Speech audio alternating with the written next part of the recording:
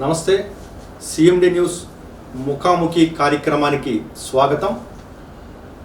నేడు పేదల పెన్నిది, నిరుపేదల డాక్టర్, పేదల కుటుంబంలో నిరుపేద కుటుంబంలో జన్మించి వైద్య వృత్తిని ఎంచుకొని ఎన్నో విజయాలను సాధించి ఉన్నతమైన శిఖరాలను అధిరోహించి పేదలకు తన వంతు సహాయం అందిస్తున్నటువంటి డాక్టర్ ప్రభాకర్ నాయుడు గారితో ముఖాముఖిని మనం కొనసాగించబోతున్నాం.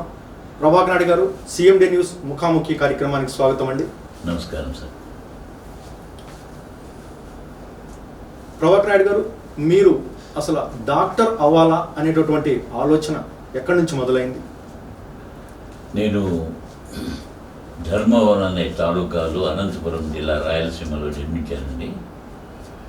నేను ఒక పేద కుటుంబంలో, మా నాన్నగారు పేల్దార్ బేస్త్రి గారు, నేను ప్రథమ సంతానం ఆయనకు. నా వెనకాల ముగ్గురు చెల్లెళ్ళు, నలుగురు తమ్ముళ్ళు ఉన్నారు. నేను చిన్నప్పటి నుంచి కూడా మా నాన్నగారి వెంట ఈ చిన్న చిన్న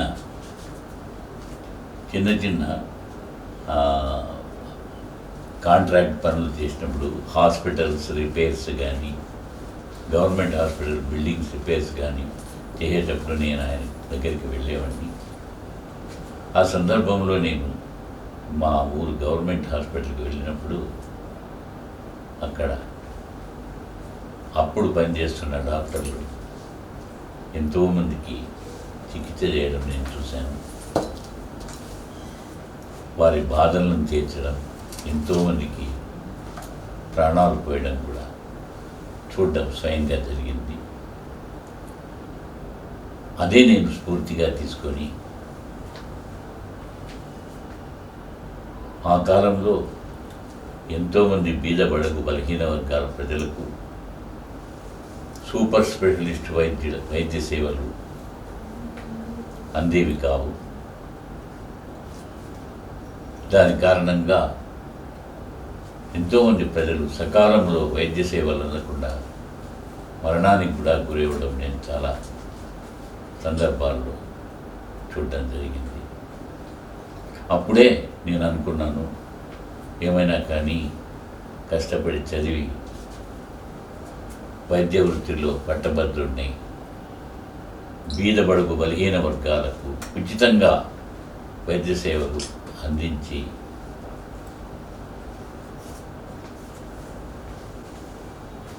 వారికి సహాయం చేయాలని నాకు కోరిక కలిగింది. ఆ స్ఫూర్తితోనే నేను మా ఊళ్ళో బోర్డ్ హై స్కూల్లో 10th క్లాస్ చదివి 11th క్లాస్ అంటారు ఆ కాలంలో, ఎస్ఎల్సి తీసుకోగానే మరి మాకు సీడెడ్ డిస్ట్రిక్ట్స్ ఆర్ట్ కాలేజ్ అని అనంతపురంలో సీడెడ్ డిస్ట్రిక్ట్స్ అంతా కూడా ఒకే ఒక కాలేజ్ ఉండేది. ఆ కాలేజీలో ఇంటర్మీడియట్లో ఫస్ట్ క్లాస్లో పాస్ అయ్యి స్టేట్ ర్యాంక్ సాధించి మెరిట్తోనే ఎంబీబీఎస్లో సీటు సంపాదించడం జరిగింది. నేను 1955 నుంచి 60 వరకు ఆంధ్ర మెడికల్ కాలేజ్ విశాఖపట్నంలో నేను ఎంబీబీఎస్ చదివాను. ఆ తర్వాత ఎంతో ఆశగా కోరికగా ఉన్న పోస్ట్ గ్రాడ్యుయేట్ చదవాలనుకున్న కుటుంబ పరిస్థితులు నాకు అనుకూలించకపోవడంతో నేను గవర్నమెంట్ సర్వీస్లో ఎంటర్ అయ్యి, ముఖ్యంగా రూరల్ సర్వీసెస్లో primary health centre Mudigubba, Pulicherla, ఇవన్నీ ఒకటి చిత్తూరు జిల్లాలో ఉంది, ఒకటి అనంతపురం జిల్లాలో ఉంది. బ్యాక్వర్డ్ ఏరియాస్లో పనిచేసి సుగాలి తాండాస్లో అక్కడంతా పనిచేసి అక్కడికే వెళ్ళి ఫ్రీ మెడికల్ క్యాంప్స్ కండక్ట్ చేసి చాలామంది ప్రజలకు నేను వైద్య సేవలు అందించగలిగానండి. నాకు అది ఎంతో తృప్తినిచ్చింది. ప్రధానంగా మీరు ఈ వైద్య వృత్తిలో ఎన్ని అంటే అప్పుడు మీకు ఒక రికార్డు ఉందనేసి ప్రభుత్వ లెక్కల ప్రకారం తెలుస్తుంది. ఒకే రోజు మీరు వ్యాసెక్టమీ ఆపరేషన్స్ అధికంగా చేశారనేది మీకున్నటువంటి ఘనత. ఆనాటి కలెక్టర్ కూడా మిమ్మల్ని అభినందించారనేది మేము తెలుసుకున్న సందర్భాల్లో కూడా ఎక్కువ ప్రాచుర్యంలో కూడా ఉంది. దాని గురించి ఆ కాలంలో 1960లో కుటుంబ నియంత్రణ అనేది మొట్టమొదటిసారిగా కేంద్ర ప్రభుత్వం వారు ప్రవేశపెట్టడం జరిగింది. ఆ కుటుంబ నియంత్రణ ఆపరేషన్లలో ప్రోత్సాహకరంగా డాక్టర్లకు వ్యాసెక్టమీ ఆపరేషన్ అంటే మగవారికి చేసే కుటుంబ నియంత్రణ ఆపరేషన్, ట్యూబెక్టమీ అంటే ఆడవాళ్ళకి చేసే కుటుంబ నియంత్రణ ఆపరేషన్ పిల్లలు లేకుండా,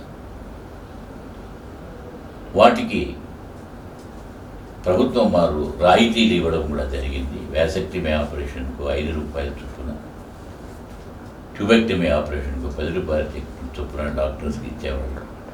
ప్రమోటర్స్ అనగా పేషెంట్స్ని ఎవరైతే ప్రమోట్ చేస్తారో వాళ్లకు ఇంకా ఎక్కువగా డబ్బులు ఇచ్చేవారు. ఒక్కొక్క ఆపరేషన్కు 15 రూపాయల చొప్పున ఇచ్చేవారు. దానిలో భాగంగా నేను ఈ వ్యాసెక్టమీ ఆపరేషన్లు కానీ ట్యూబెక్టమీ ఆపరేషన్లు కానీ చేయడంలో చాలా నైపుణ్యత సంపాదించాను. అందులో భాగంగానే స్టేట్లో ఎక్కడ కుటుంబ నియంత్రణ క్యాంప్ జరిగినా కానీ, కుటుంబ నియంత్రణ ఆపరేషన్ క్యాంప్స్ జరిగినా కానీ నన్ను అక్కడికి డెప్యూట్ చేసేవారు. వాటిలో భాగంగానే ఒకసారి జగిత్యాల, ఇప్పుడు తెలంగాణలో మహబూబ్ నగర్ డిస్ట్రిక్ట్ జగిత్యాలలో ఆటెంటా అని గారు కలెక్టర్ గారు ఉండేవారు. వారు స్టేట్ యంత్రాంగాన్ని కూడా అక్కడికి రప్పించి వివిధ సర్వీసుల్లో వాళ్ళని రప్పించి ఒకే రోజు ఎక్కువగా కుటుంబ నియంత్రణ ఆపరేషన్స్ అక్కడ చేసి ఒక రికార్డును సృష్టించాలనే ఉద్దేశంతో మమ్మల్ని అంతా అక్కడ డెప్యూట్ చేయడం జరిగింది. ఆ రోజున ఆ క్యాంపులో మేము దాదాపు 1565 పైగా వ్యాసెక్టమీ ఆపరేషన్స్ చేశాము. ఆ రోజు నేను 90 కుటుంబ నియంత్రణ 96 వ్యాసెక్టమీ ఆపరేషన్స్ను కేవలం 6 గంటల లోపల చేశాను. దానికి వారి నుండి నేను ప్రశంసాపత్రం కూడా అందుకోవడం జరిగింది. ఇప్పుడు మీరు వ్యాసెక్టమీ చేయడం వల్ల వచ్చేటట్టు ఇన్సెంటివ్స్ తోటి, అంటే అక్కడ వచ్చినటువంటి రికార్డు తోటి మీరు పీజీ పూర్తి చేశారు. అటువంటి అంటే అక్కడ మీరు అందుకున్నటువంటి అచీవ్మెంటే మీ పీజీకి ఎక్కువ దోహదపడింది. అంటే వ్యాసెక్టమీ ద్వారా వచ్చిన డబ్బులతో మీరు ఫియట్ కారు కూడా కొన్నారు అనేది ఒక ఇది ఉంది. అది ఎంతవరకు వాస్తవం? అది చాలా వాస్తవం అండి. నేను 1960 నుంచి 70 వరకు దాదాపు 10,000కు పైగా వ్యాసెక్టమీ ఆపరేషన్స్, 5,000 ట్యూబెక్టమీ ఆపరేషన్స్ చేయడం జరిగింది. వాటి మీద వచ్చిన డబ్బుతో నేను నా ఫస్ట్ ఫియట్ కార్ను కూడా కొనడం జరిగింది. ఇదే కాకుండా అన్నిటికంటే గొప్ప విషయం ఏంటంటే, నేను ఎంఎస్ చేరిన వెంటనే 1970 సంవత్సరంలో బెంగళూరు మెడికల్ కాలేజీలో నాకు కేంద్ర ప్రభుత్వం వారు నేను కుటుంబ నియంత్రణలో వారికి అందించిన సేవలను గుర్తించి నాకు ఫ్యామిలీ ప్లానింగ్ స్కాలర్షిప్ శాంక్షన్ చేశారు. ఆ రోజుల్లో 250 రూపాయలు నెలకు 3 సంవత్సరాలు కూడా నేను ఎంఎస్లో ఆ స్కాలర్షిప్ని తీసుకొని నాకు అది ఫైనాన్షియల్గా ఎంతో హెల్ప్ అయింది. నేను ఎంఎస్ డిగ్రీ కూడా పూర్తి చేయడం జరిగిందండి. మీరు ప్రధానంగా అంటే అనధికారికంగా కానీ అధికారికంగా కానీ రమారమి 1,00,000 ఆపరేషన్లు చేసుంటారనేది ఒక నానుడు ఉంది. అది ఎంతవరకు వాస్తవం ప్రభాకర్ రెడ్డి గారు? అది కూడా చాలా నిజమైన స్టేట్మెంట్ అండి. ఎందుకంటే 1960 నుంచి నేను ఈనాటి వరకు కూడా, అంటే ఆ రోజుల్లో జనరల్ సర్జన్ అంటే మేమేనండి, స్పెషలిస్ట్ సర్వీసెస్ ఎవరికి లేవంటే సర్జన్స్లో కూడా చాలామంది స్పెషలిస్ట్ ఉంటారు. మీ అందరికీ తెలిసిన విషయం. ఈఎన్టీ స్పెషలిస్టు, కార్డియోథోరాసిక్ సర్జన్స్ అయితేనేమి, మరి గ్యాస్ట్రోఎంట్రాలజీ సర్జన్స్ అయితేనేమి, ఆర్థోపెడిక్ సర్జన్స్, వీళ్ళంతా ఎక్కువగా ఉండేవాళ్ళు కాదు. అంటే తాలూకా లెవెల్లో ఉండేవాళ్ళు కాదండి. మేమే తాలూకా లెవెల్లో జనరల్ సర్జన్స్ అంతా అన్ని విభాగాల్లోనూ ఆపరేషన్స్ చేసేవాళ్ళు. ముఖ్యంగా గైనిక్ ఆపరేషన్ కూడా మేమే చేసేవాళ్ళం. కాబట్టి మాకు దేవుడు ఆ అవకాశం ఇచ్చాడంటే ఇన్ని వివిధ రకాలైన ఆపరేషన్లు అన్ని విభాగాల్లోనూ చేసే ఘనత మాకే దక్కింది. అందుకని అప్పటి నుంచి కూడా అంటే 60వ సంవత్సరం నుంచి ఇప్పటి వరకు కూడా నేను మైనర్ అండ్ మేజర్ ఆపరేషన్స్ దాదాపు 1,00,000 వరకు చేశాను. సార్ మీరు ఇక్కడ కావలికి ఏ సంవత్సరం వచ్చారు? కావలిలో వచ్చిన తర్వాత, కావలి పట్టణానికి వచ్చిన తర్వాత మీ సేవలు ఎలా కొనసాగాయి? నేను 1980 జూన్లో కావలికి రావడం జరిగింది. ఈ కావలికి రావడం కూడా నాకు ఇప్పుడు ప్రస్తుత మన దేశ వైస్ ప్రెసిడెంట్ గారు గౌరవనీయులు శ్రీ వెంకయ్య నాయుడు గారు ఆనాడు ఉదయగిరి ఎమ్మెల్యేగా ఉండేవారు. వారు నన్ను కావలికి ఇక్కడ పోస్ట్ కావడంలో ప్రధాన పాత్ర వహించారు. ఆ కాలంలో వారికి నేను ఎంతో రుణపడి ఉన్నాను. ఎందుకంటే ఈ ఊరికి వచ్చిన తర్వాత నా కెరియర్లోనే మ్యాక్సిమం నంబర్ ఆఫ్ ఎన్నో వేల కొలది ఆపరేషన్లు ఇక్కడ చేయడం జరిగింది. ఎంతోమంది బీద ప్రజలకు ప్రాణదానం నా చేతుల మీదుగా జరిగింది. ఇక్కడ వచ్చిన తర్వాత 1980 నుంచి 87 సంవత్సరం వరకు దాదాపు నేను 50,000 ఆపరేషన్లు చిన్నవైతేనేమండి పెద్దవైతేనేమండి చేశాను. రోజుకు 20 గంటలు గవర్నమెంట్ హాస్పిటల్లో పనిచేశానండి. ఆ 20 గంటలు కూడా నాకు ఆ సమయం చాలేది కాదు, తక్కువ అనిపించేది. అంత మెటీరియల్ నాకు ఈ ఊర్లో ఈ కావలి పరిసర ప్రాంతాలు ప్రజలు నన్ను అభిమానించి నా మీద నమ్మకంతో అన్ని వేల ఆపరేషన్లు నా చేతుల మీదుగా వాళ్ళు చేయించుకున్నారు. నేను ఈరోజు కూడా వారికి కృతజ్ఞత. మీకు ప్రత్యేకంగా మీకు ప్రజల్లో అభిమానం పెరగడానికి అంటే రూరల్ ఏరియాల్లో క్యాంపులు నిర్వహించడంలో ప్రభాకర్ నాయుడికి సాటి లేరు అనేది ఒక నానుడు ఉంది. అలాగే క్యాంపులు నిర్వహించడంతో పాటు డయాగ్నోస్ చేయడం, ఎక్కడికక్కడ వాళ్ళకి పరీక్షలు నిర్వహించి వాళ్ళ యొక్క సమస్యని నివృత్తి చేయడం, వాళ్ళకి మందులు అందించడంలో కూడా మీరు సేవ చేశారనేది మీ మీద పెద్ద మొత్తంలో పెద్ద సంఖ్యలో అభిమానులు చొరగడానికి కూడా కారణం అని అంటారు. దీని గురించి మీరేమంటారు? ఆ కాలంలో ఈ డయాగ్నోసిస్ అంటే వ్యాధి నిర్ధారణ చేయడానికి ఎక్కువ మాకు అవకాశాలు లేవండి. అంటే ఈ యంత్రాలు ఏమీ అప్పుడు లేవు. అల్ట్రాసౌండ్ అయితేనేమి, మరి ఎండోస్కోపీ అనేటి పరీక్షలు మాకు ఆ కాలంలో లేవు. కేవలం పేషెంట్ చెప్పిన వ్యాధి లక్షణాలను బట్టి మేము వ్యాధి నిర్ధారణ చేసేవాళ్ళం. ఎన్నో వేలకు పైగా కేసులు చూసాం కాబట్టి వాటిలో మాకు కొంత నైపుణ్యత లభించింది. ఇవన్నీ ఏమీ లేకపోయినా కూడా దాదాపు మేము కరెక్ట్గా వ్యాధిని కనుక్కునేవాళ్ళం.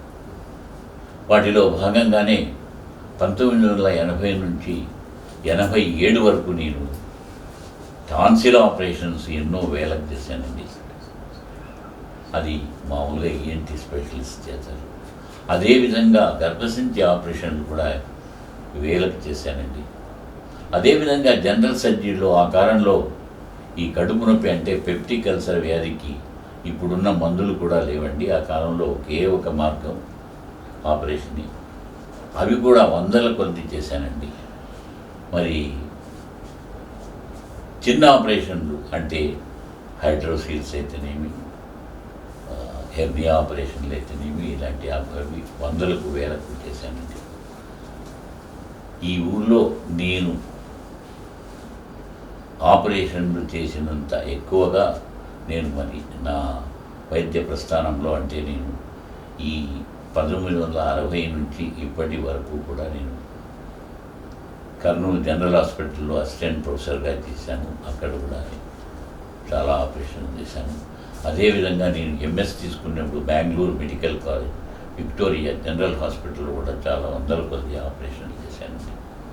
అదేవిధంగా తాలూకా హాస్పిటల్స్లో కుప్పం హాస్పిటల్లో అయితేనేమి, మరి బనగానపల్లి కర్నూలు జిల్లా, ఆదోని ఇక్కడంతా పనిచేశానండి. ఈ అన్ని జిల్లాల్లోనూ అన్ని తాలూకాలు చాలా వందల సంఖ్యలో నేను ఆపరేషన్లు చేయడం జరిగిందండి. అందుకే దాదాపు ఇప్పటి వరకు నేను 1,00,000 ఆపరేషన్లు మైనర్ చేశానండి. అంటే మీరు చేసినటువంటి సేవ, మీరు అందుకున్నటువంటి అచీవ్మెంట్స్ ఐఎంఏ నుండి కూడా మీకు అత్యుత్తమ పురస్కారం అందినట్టు కూడా చెప్తారు. అవునండి, నేను రూరల్ ఏరియాస్లో చేసిన సేవలకు అన్ని రంగాల్లోనంటే ఈ సర్జరీ శస్త్రచికిత్స విభాగంలో అయితేనేమి, మరి క్యాంపులు, మెగా మెడికల్ క్యాంప్స్, ఒక్కొక్క మెగా మెడికల్ క్యాంప్లో దాదాపు 1000 నుంచి 1500 వరకు బీద బడుగు బలహీన వర్గ ప్రజలను వివిధ బాగా అడ్వర్టైజ్మెంట్ చేసి విస్తారంగా ప్రచారం చేసి ఆ క్యాంపులకు రప్పించి సూపర్ స్పెషలిస్ట్ వైద్యులను చెన్నై నుంచి, హైదరాబాద్ నుంచి, నెల్లూరు నుంచి రప్పించి బీద ప్రజానీకానికి సూపర్ స్పెషలిస్ట్ వైద్య సేవలు అందించాలి రూరల్ ఏరియాస్లో అనే ఒకే ఒక ధ్యేయంతో నేను ఆ మెగా మెడికల్ క్యాంప్స్ను ఇక్కడ కండక్ట్ చేయడం జరిగింది. ఒక్కొక్క క్యాంపులో కూడా అందరికీ ఉచిత సలహాలు, ఉచిత పరీక్షలు, ఉచితంగా చికిత్సలు, ఉచితంగా మందులు, ఇవన్నీ అయిన తర్వాత అందరికీ ఉచిత భోజన వసతి కూడా ఏర్పాటు చేసి ఆ క్యాంపులను విజయవంతంగా కండక్ట్ చేయడం జరిగిందండి. దాదాపు ఒక క్యాంపుకు 3 లక్షల నుండి 5 లక్షల రూపాయలు కూడా అందుకేనండి ఇవన్నీ చూసి నాకు ఐఎంఏ వారు community health services individual award, rural services award నాకు ప్రదానం చేయడం జరిగింది. అది 2017 సంవత్సరంలో బాంబేలో శ్రీ కేకే అగర్వాల్ గారు, ట్యాండన్ గారు, వాళ్ళప్పుడు ఐఎంఏ సెక్రటరీ అండ్ ప్రెసిడెంట్, వాళ్ళ నుంచి నేను ఆ పురస్కారాన్ని అందుకున్నానండి. ప్రభాకర్ నాయుడు గారికి మంచి వైద్యులతో పాటు మంచి మనసున్న వ్యక్తిగా కూడా పేరుంది. అంటే వైద్యం చేయడంతో పాటు నిరుపేదలు, అంటే ఇంకా నా దగ్గర డబ్బులు లేవు, ఇవే ఉన్నాయంటే అందరితో సర్దుకుంటారనేది కూడా మీ మీద ప్రజలకి ఎక్కువ అభిమానం. చాలామందికి నేను గవర్నమెంట్ హాస్పిటల్స్లో ఉన్నప్పుడు సర్జరీ చేసిన తర్వాత వారు ఊరికి వెళ్ళడానికి కూడా వాళ్ళ ఛార్జీలకు కూడా డబ్బులు ఉండేవి కాదండి. వారికి నా సొంత డబ్బులు ఇచ్చి వారిని సంతోషపరిచి పంపించేవాళ్ళం. తర్వాత ఈ క్యాంపులన్నింటిలో కూడా మీరు చూస్తున్నారు, ఎన్నో లక్షలు వ్యయం చేసి బీద ప్రజలకంతా వైద్య సహాయం అందించడం జరిగింది. ఆ సేవలో నా సేవలను కావలి ప్రజలు, పరిసర ప్రాంత ప్రజలు గుర్తించి నాకు 2019 సంవత్సరంలో నాకు ఇక్కడ పౌర సన్మానం కూడా జరిగిందండి. అన్ని పొలిటికల్ పార్టీసు, ప్రజా సంఘాలు, మరి మహిళా సంఘాలు, మరి వైద్యులు అందరూ కూడా కలిసి నాకు నా 75వ జన్మదినోత్సవం సివిక్ రిసెప్షన్ కూడా జరిగిందండి. ఇంతవరకు కావలి చరిత్రలో ఎవరికి కూడా అలాంటి గౌరవం లభించలేదు. ప్రభాకర్ నాయుడు గారు మీ జీవితంలో అత్యంత సంతోషమైన రోజు అని అంటే మీరు ఎక్కువ మందితో చెప్పేటిది, ఒక నిరుపేద విద్యార్థికి హార్ట్ ట్రాన్స్ప్లాంటేషన్ చేయడంలో నేను ఎక్కువ సంతృప్తి చెందాను అనేది మీరు అంటుంటారని నేను దాని గురించి. అది వాస్తవమైన విషయం అండి. ఇటీవల కాలంలోనండి ఈ 4-5 సంవత్సరాల్లో జరిగిన సంఘటన అది. హరిబాబు అని ఒక బీటెక్ గ్రాడ్యుయేట్ ఉద్యోగాన్వేషణలో హైదరాబాద్కి వెళ్ళాడు. అక్కడ ఒక కంపెనీకి ఇంటర్వ్యూకి వెళ్తూ మెట్లు ఎక్కుతుండగా పడిపోయాడు. అదే సమీపంలో ఉన్న ఒక హాస్పిటల్కి తీసుకెళ్తే వైద్యులు పరీక్షించి, నీకు కార్డియో మయోపతి అని ఒక జబ్బు ఉందయ్యా, నీకు దీనికి శస్త్రచికిత్స తప్పితే వేరే లేదు, ఆ శస్త్రచికిత్స కూడా నీకు గుండె మార్పిడి చేస్తేనే నీవు బ్రతుకుతావు అని చెప్పడం జరిగింది. ఇంకా ఆ అబ్బాయి చాలా దిగులుతో కొండాపురం మండలం చెందిన కొండాపురం గ్రామమే ఉదయగిరి తాలూకు, అక్కడికి వచ్చాడు. నా దగ్గరికి ఒకసారి పరీక్ష గురించి వచ్చాడు.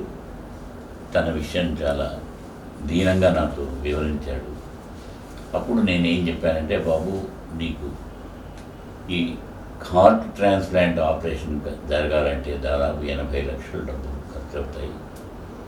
మరి దీనికంతా మనం విస్తృతంగా మన టీవీ ఛానల్స్ ద్వారా, ఈ మన డైలీ న్యూస్ పేపర్స్ ద్వారా, మన ఫ్రెండ్స్ ద్వారా అందరికీ విస్తారంగా దీన్ని ప్రచారం చేసి మనం డబ్బులు వసూలు చేసి నీకు ఆపరేషన్ చేస్తామెట్లో. అయితే దానికి చాలా టైం పడుతుంది. అప్పటి వరకు నువ్వు మందులు శ్రద్ధగా వాడకపోతే నీకు ఈలోపు కానీ ప్రమాదం జరిగే అవకాశం ఉంది. కాబట్టి నీకు ఎప్పటి వరకు ఆపరేషన్ జరుగుతుందో ఈ పీరియడ్ అంతా కూడా నేనే నీకు ఉచితంగా మందులు ఇస్తాను, నువ్వు ధైర్యంగా ఉండని. ప్రతి నెల అతనికి దాదాపు 10,000 రూపాయల ప్రతి మందులు నేను ఇచ్చానండి. అది దాదాపు 2-3 సంవత్సరాలు టైం పట్టింది. అప్పుడు మన మీడియా మిత్రులందరినీ సమావేశపరిచి వాళ్ళందరికీ వివరంగా ఇతని దీనమైన పరిస్థితిని వివరిస్తే వాళ్ళు చాలా సహకరించారు. వాటి ద్వారా ఒక 6 నెలల సంవత్సరం లోపల అతనికి 20 లక్షల రూపాయలు చందాలు వసూలయ్యండి. అప్పుడు ఉన్న తెలుగుదేశం ప్రభుత్వం హయాంలో లోకేష్ గారు కొంత డబ్బులు ఇవ్వడం జరిగింది. అదేవిధంగా గౌరవనీయ చంద్రబాబు నాయుడు కూడా తన చీఫ్ మినిస్టర్ ఫండ్స్ నుంచి డబ్బులు. అన్నిటికంటే ముఖ్యమైన విషయం అంటే గోపాలకృష్ణ గోఖలే గారండి, ప్రముఖ హార్ట్ ట్రాన్స్ప్లాంట్ సర్జన్ అండి. ఆయన ట్రస్ట్ ద్వారా కొరవ డబ్బులు అడ్జస్ట్ చేసి నేను స్వయంగా అతనితో ఫోన్లో మాట్లాడడం జరిగిందండి. అప్పుడు ప్రప్రథమంగా గుంటూరు జనరల్ హాస్పిటల్లో హార్ట్ ట్రాన్స్ప్లాంట్ ఆపరేషన్ మన హరిబాబు జరిగింది 3 సంవత్సరాల కింద. ఇప్పుడు హరిబాబు చాలా ఆరోగ్యంగా ఉన్నాడు. హైదరాబాద్ యాక్సిస్ బ్యాంక్లో పనిచేస్తున్నాడండి. కావలి ఐఎంఏలో, ఇండియన్ మెడికల్ అసోసియేషన్ కావలిలో డాక్టర్ ప్రభాకర్ నాయుడు చెరగని ముద్ర అంటే ఏకంగా ఒక బిల్డింగే కట్టించారు ఆయన దాతృత్వం ఉంటుంది.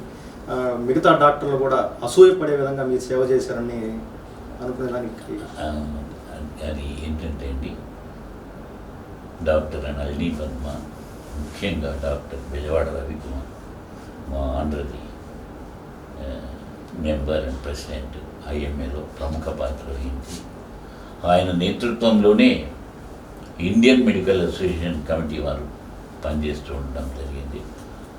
శ్రీ పద్మజ, తర్వాత మన ఉషా, డాక్టర్ ఉషా, నళిని పద్మ, వీళ్ళంతా కావలి ఇండియన్ మెడికల్ అసోసియేషన్కు ఒక బిల్డింగ్ లేదు, ఏదైనా ఆపరేషన్స్ మీటింగ్స్ జరగాలన్నా, CME programmes, continuous medical education programmes జరగాలన్నా మనకంటూ ఒక సొంత బిల్డింగ్ ఉండాలనే ఉద్దేశంతో వాళ్ళు డొనేషన్స్ వసూలు చేయడం జరిగింది.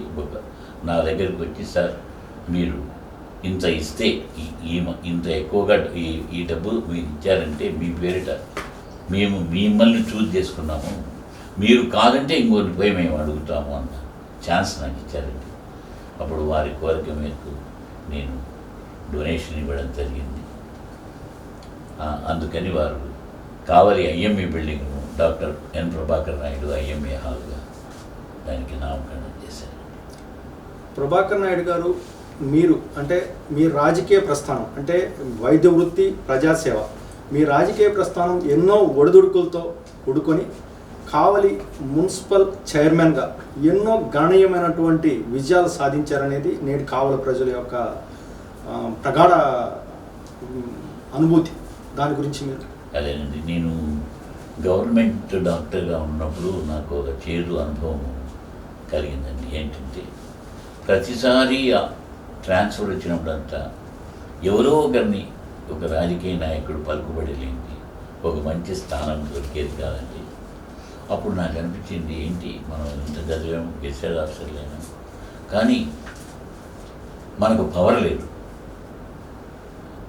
ఒక పంచాయతీ బోర్డు మెంబరు చిన్న పదవి అయిన రాజకీయంలో దానికి ఎంతో పవర్ ఉందని నేను అసూయపడ్డానండి రాజకీయ నాయకులను చూసి. అప్పుడు నాకు కోరిక కలిగింది, మనం కూడా ఎందుకు రాజకీయాల్లో ప్రవేశించి ఒక పదవిలో ఉండి దాని పవర్ను అనుభవించడం కాదు మనకు ముఖ్యమైన ధ్యేయం. ప్రజలకు రాజకీయంగా కూడా సేవ చేయడానికి మనకు అవకాశం ఉంది. ఎందుకంటే మనకు చదువు, ఎడ్యుకేషన్ అంతా ఉంది కాబట్టి అనే ఉద్దేశంతో నేను ఈ ఊర్లో పోస్ట్ అయిన ఒక 3 సంవత్సరాలకి ఆనాడు చీఫ్ మినిస్టర్ గారు ఎన్టీ రామారావు గారు నన్ను తానే పిలిపించి, ఏమరా నువ్వు ఎమ్మెల్యేగా నిలబెడతావా అన్నారండి. సరే అన్నానండి. సరే అంటే నాకు ఎమ్మెల్యే టికెట్ కూడా ఇవ్వడం జరిగిందండి.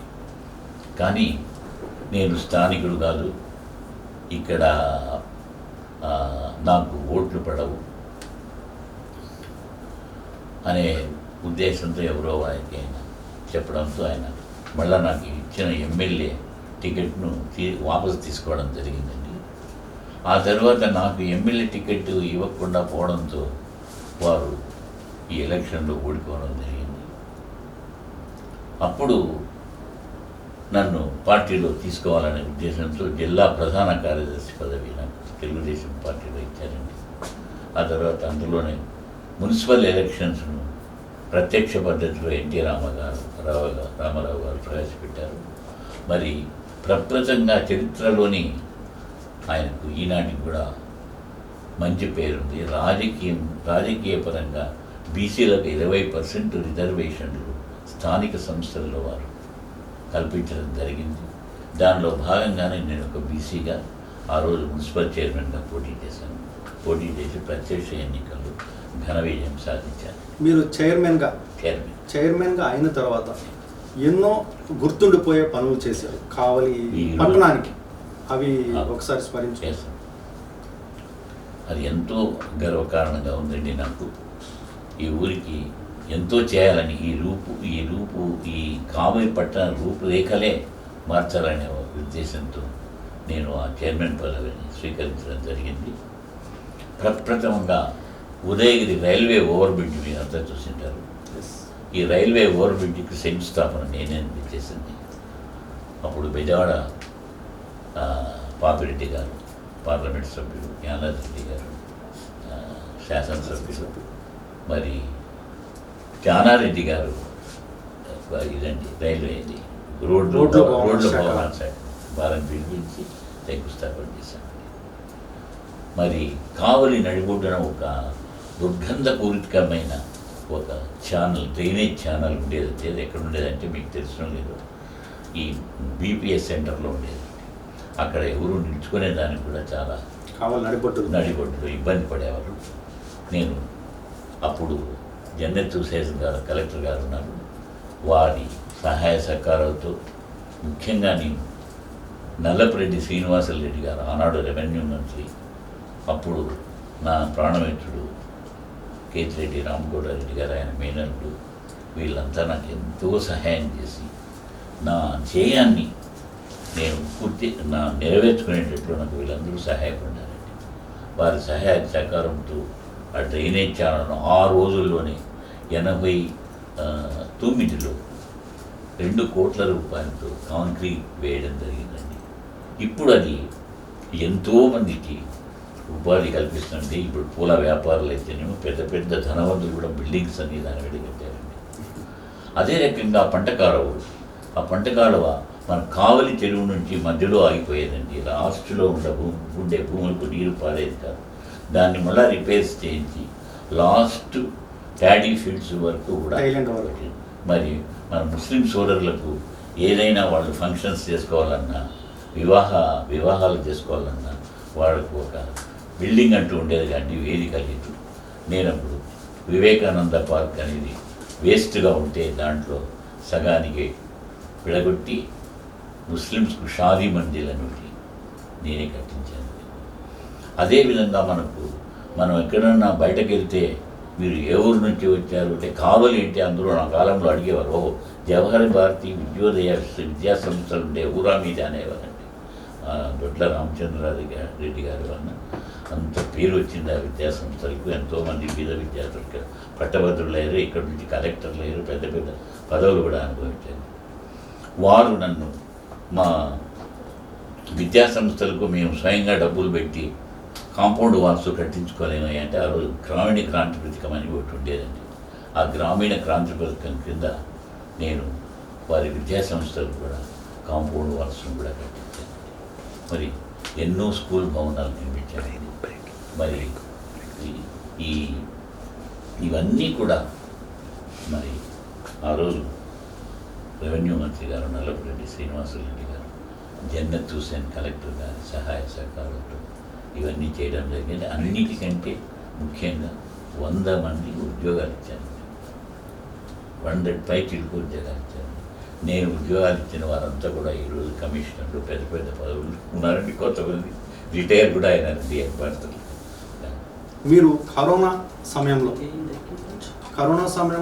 మీరు అత్యంత విలువైన సమయం అంటే రమారమి మీకు ఇంత వయసులో కూడా మీరు ఎక్కడా తడబడకుండా ఎక్కడ ధైర్యాన్ని కోల్పోకుండా మీరు సేవ చేశారు.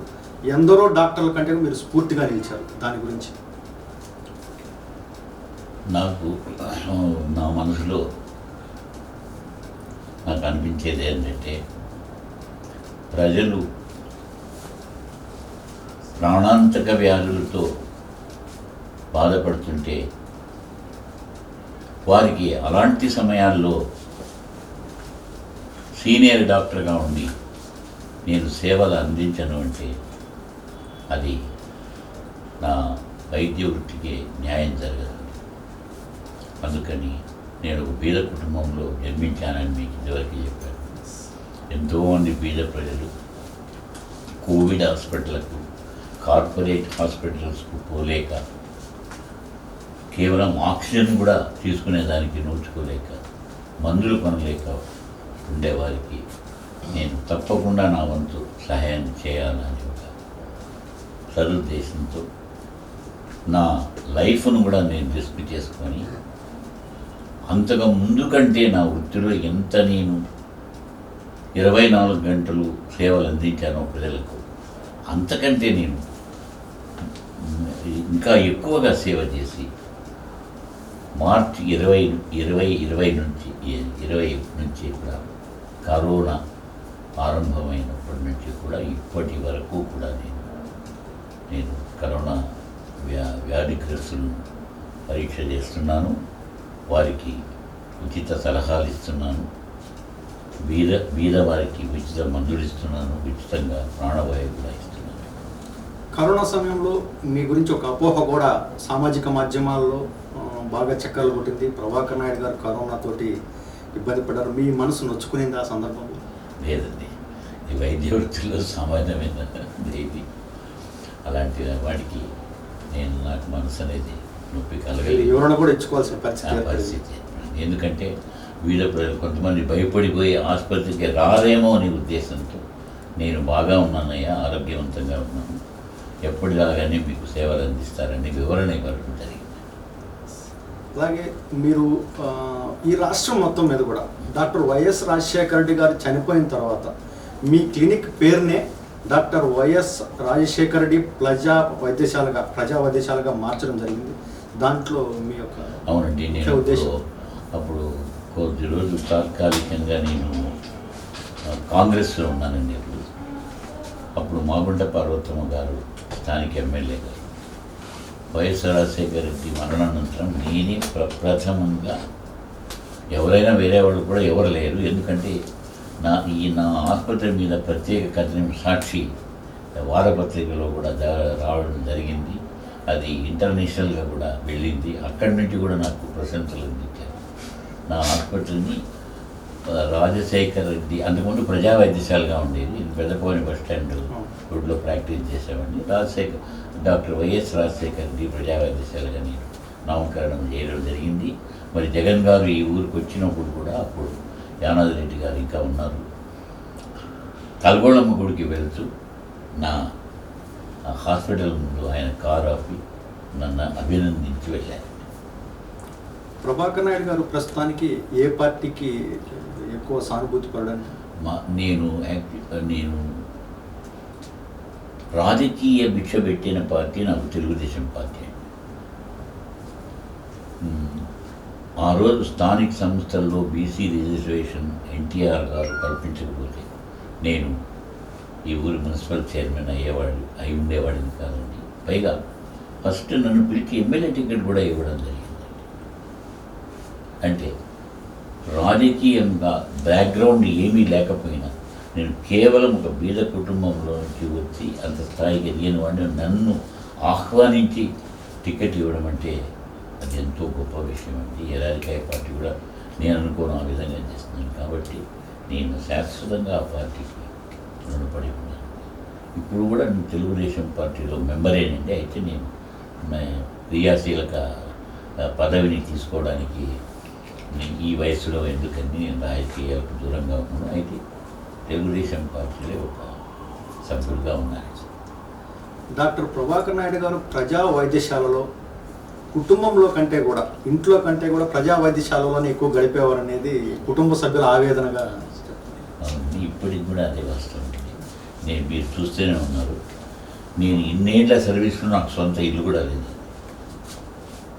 అంటే అది చెప్పుకోకూడదు, మీరు అడిగారు కాబట్టి చెప్తాను. ఇప్పుడు నాకు ఇల్లు అన్నీ కూడా హాస్పిటలేనండి. ఇక్కడే కాపురం వండి 24 గంటలు పేద ఎక్కువ మంది అంటే మీ అభిమానులు ఈరోజు కావల్లో విస్తృతంగా ప్రచారం చేస్తున్నారు. డాక్టర్ ప్రభాకర్ నాయుడు గారికి పద్మశ్రీ ఇవ్వాలి అని. మీరు పద్మశ్రీ గురించి గట్టి నమ్మకంతో ఉన్నారు? నమ్మకం అంటే నాకు కూడా ఎవరికైనా పద్మశ్రీ బిరుదు వస్తే ఎంతో సంతోషం అండి. అది ఒక మంచి గౌరవప్రదమైన గౌరవం కలుగుతుంది కదండి. అంటే మన సేవలను గుర్తించి కేంద్ర ప్రభుత్వం వారు పద్మశ్రీ అవార్డుని ఇవ్వడం అంటే చాలా గొప్ప విషయం అండి. నాకు ఆ అదృష్టం ఉందో లేదో కానీ నాకు కోరిక మాత్రం ఉందండి. నేను నేను చేసిన సేవలను కూడా అన్నిటినీ క్రోడీకరించి నేను పద్మశ్రీ అవార్డు కూడా నేను అభ్యర్థన చేయడం కూడా జరిగింది. మీ కుటుంబ నేపథ్యం ప్రభాకర్ నాయుడు గారు, ఇప్పుడు మీ కుటుంబ సభ్యులు ఎవరు ఏం చేస్తున్నారు? పిల్లలు? నా కుటుంబ సభ్యులు అండి, నా తర్వాత 3 బ్రదర్స్ ఉన్నారండి నాకు. వారిలో 2 మరణించారండి. ఇంకొక బ్రదర్ చార్టెడ్ అకౌంట్గా మిస్టర్ ధర్మదేవ్ అని హైదరాబాద్లో ఉన్నారు. 3 సిస్టర్స్ ఉండేవారు. వాళ్ళు కూడా 2 మరణించారండి. ఒకే ఒక సిస్టర్ ఉంది, ఆమె హైదరాబాద్లో ఉంటుంది. మీ పిల్లలు ఏం చేస్తున్నారు? నా పిల్లలు ఒకడు ఆస్ట్రేలియాలో ఇంజనీరింగ్ గ్రాడ్యుయేట్ అండి. వాడు ఆస్ట్రేలియాలో సెట్ అయిపోయాడు పర్త్లో. 2 అమ్మాయిలండి. ఒక అమ్మాయి డాక్టర్ భవానీ పీడియాట్రిషియన్. వారి హస్బెండ్ మొన్ననే 3 నెలల క్రితం డైరెక్టర్ ఆఫ్ మెడికల్ ఎడ్యుకేషన్గా మన రాష్ట్రానికి రిటైర్ అయినారు.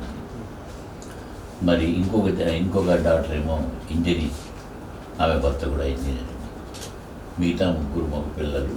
వారిలో 2 డాక్టర్స్ మీ అందరికీ తెలిసిన వారే, డాక్టర్ శివకుమార్, డాక్టర్ శ్రీకాంత్. 2 ఒకరు ఆర్థోపెడిక్ సర్జన్, ఒకరు కార్డియాలజిస్ట్, మన అపోలో హాస్పిటల్ నెల్లూరులో పనిచేస్తారు. ఇంకొక అబ్బాయి ఇంకా చదువు పూర్తి కాలేదు, ఆయన ఇంకా సెటిల్ కాలేదండి లైఫ్. ప్రభాకర్ నాయుడు గారు, మీ జీవితంలో అంటే మీరు ఎన్నో ఒడిదుడుకులు ఎదుర్కొన్నారు, ఎన్నో కష్ట నష్టాలు అనుభవించారు. ఈ మొత్తం జీవితంలో మీకు సంతోషాన్ని ఇచ్చినటువంటి సందర్భం ఏదంటే ఏదని చెప్తారు? నాకు సంతోషాన్ని ఇచ్చిన సమయం ఏదంటే అండి, నేను ఈ ఊరి వాస్తవుడు కాకపోయినా నేను ఈ ఊరికి ఒక గవర్నమెంట్ డాక్టర్గా వచ్చి కావలి ప్రజల అభిమానాన్ని చూరుకొని ఆదరణ పొంది ఇక్కడ మున్సిపల్ చైర్మన్గా ఎన్నిక కావడం నాకు అత్యంత సంతోషమైన. మీ జీవితంలో అంటే రాజకీయంగా అయితేనేమి, వృత్తిపరంగా అయితేనేమి మిమ్మల్ని అత్యంత బాధించిన అంశం అంటే? అత్యంత బాధించిన విషయము రాజకీయంగా ఎమ్మెల్యే టికెట్ ఇచ్చి మరి 15 రోజుల్లోనే నీకు టికెట్ లేదు అని చెప్పడం అది చాలా బాధాకరమైన విషయం ఉంది జీవితంలో. వృత్తిపరంగా ఒక బీద కుటుంబం నుంచి వచ్చి రాజకీయ పలుకుబడి లేదు కాబట్టి మంచి స్థలాల్లో వర్క్ చేసే అవకాశం లభించలేదండి. అదొక పెద్ద బాధాకరమైన విషయం. అందుకే మీకు ఎగ్జాంపుల్ చెప్పాను. నా యొక్క ప్రతిభను సేవను గుర్తించి ఆనాడు గౌరవనీయులు వెంకయ్య నాయుడు గారు నన్ను ఈ ఊరికి వేయడం జరిగింది. ఈ మధ్యకాలంలో కూడా ఆయన అది గుర్తుపెట్టుకొని ఈ ప్రభాకర్ నాయుడు ఇప్పుడు ఎక్కడున్నాడు, ఏం చేస్తున్నాడు, అసలు ఇక్కడ ఉన్నాడా లేదా అని ఆయన డౌట్ వచ్చిందేమో. 6 నెలల నాడు ఆయనే నాకు ఫోన్ చేశారండి. ఫోన్ చేసి ఏమండి ఎలా ఉన్నారు, మీరు ఏం చేస్తున్నారు అంటే అప్పుడు చెప్పానండి.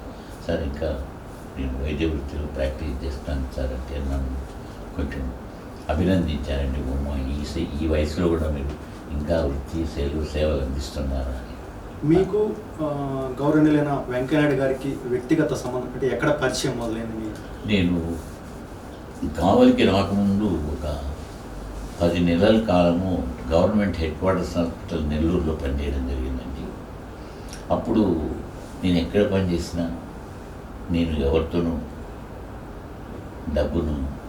డబ్బు డిమాండ్ చేయడం ఉండదు. అంటే నేనేం తీసుకోలేదని కూడా నేను చెప్పను. ఎవరైనా వారికి సంతోషపడి ఏదైనా ఆఫర్ చేస్తే హృదయపూర్వకంగా అది తీసుకుంటాను. బీద ప్రజలకు పూర్తి సేవలు అందిస్తాను. లేని వారికి నేనే అన్ని మెడిసిన్స్తో సహా ఇస్తాను. ఆ నేపథ్యంలో చాలామంది బీజేపీ కార్యకర్తలు నన్ను చాలా అభినందించారు. వారు వెంకయ్యనాయుడు గారికి నా గురించి చెప్పారు. అప్పుడు ఆయన గుర్తుండలేదు, జైలు డాక్టర్ ప్రభాకర్ అని కామాక్ష ఎంపీ ఉండేవాడు.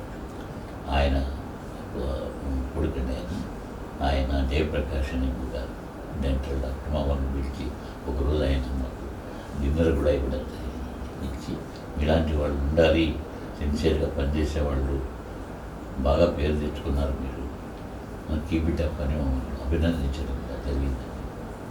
అంటే మీరు చేసిన సేవలకి అంటే మీరు అందుకున్న అచీవ్మెంట్స్కి విదేశాల నుండి కూడా కొంతమంది మిత్రులు విదేశాల నుండి వచ్చి మిమ్మల్ని అభినందించారనేది కూడా చెప్పే సందర్భం జరిగింది. సాక్షిలో కథనం చూసిన తర్వాత వాళ్ళు ఇంత తొందరగా అంటే నేను ఎందుకు వైఎస్ఆర్ ప్రజా వైద్యశాల అని నాకు అప్పుడు పేరు పెట్టడం జరిగిందంటే, అసలు మన ఈ మెడికల్ హిస్టరీలోని ఎవరు ఎప్పుడు ఇంత పూర్వంగా చేయనంత ఘనత డాక్టర్ వైఎస్ రాజశేఖర్కి దక్కిందండి. అప్పుడు ఆరోగ్యశ్రీ పథకాన్ని ప్రవేశపెట్టారు. దాంట్లో లక్షలు వేల మందికి ప్రాణాలు పోసారు ఆ పథకం ద్వారా. అది నన్ను ముఖ్యంగా ఆకర్షించడం చేసింది. ఇంకా మీకు తెలిసే ఉంటుంది 108, 104 సర్వీసెస్.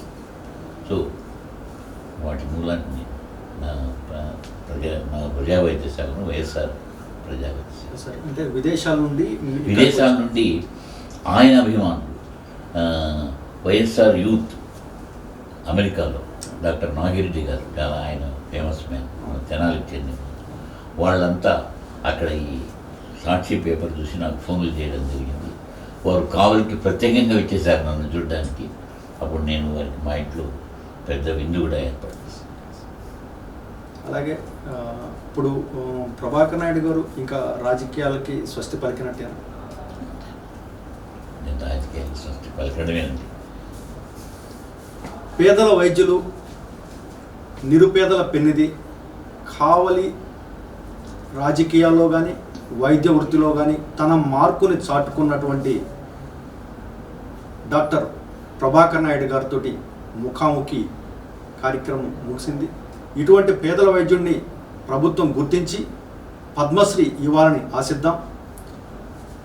నమస్కారం ప్రభాకర్ నాయుడు గారు, మీ విలువైన సమయాన్ని CMD న్యూస్కు కేటాయించినందుకు నమస్కారం సార్, మీకు ధన్యవాదాలు. శుభోదయం.